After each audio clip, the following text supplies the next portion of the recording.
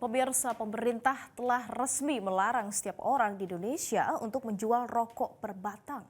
Hal ini tertuang dalam Peraturan Pemerintah Nomor 28 Tahun 2024 tentang Peraturan Pelaksana Undang-Undang Nomor 17 Tahun 2023 tentang Kesehatan.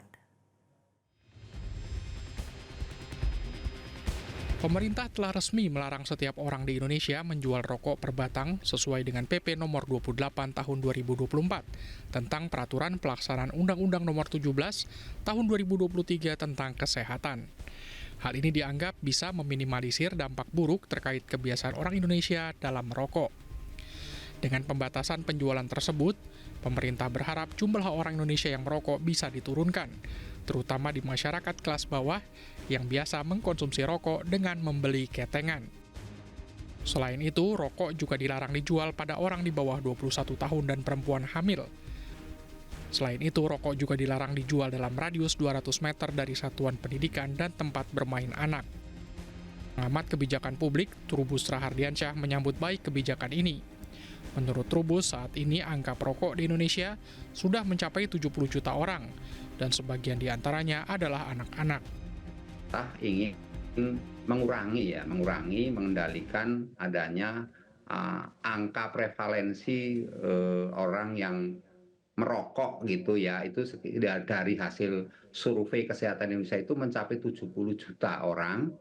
Nah, itu kemudian kira-kira ya 8% sampai 10% itu adalah anak-anak yang mengkonsumsi itu, sehingga pemerintah perlu untuk mengeluarkan kebijakan ini. Yang kedua, pemerintah juga ingin agar selama ini masyarakat MBR yang DTKS ya, data kesehatan sosial itu, penerima bansos itu betul-betul digunakan untuk konsumsi rumah tangga, bukan untuk membeli rokok. Itu persoalan di situ, sehingga pemerintah punya kewajiban agar peredaran rokok ini tidak dalam tanda petik merajalela dan membahayakan kesehatan.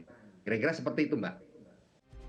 Selain itu, Trubus juga mewanti-wanti pemerintah agar melakukan pengawasan dengan lebih ketat pada warung-warung yang biasa menjual rokok secara ketengan. Hal ini agar penetapan peraturan pemerintah tersebut bisa benar-benar tercapai dengan maksimal. Tim Liputan, Metro TV.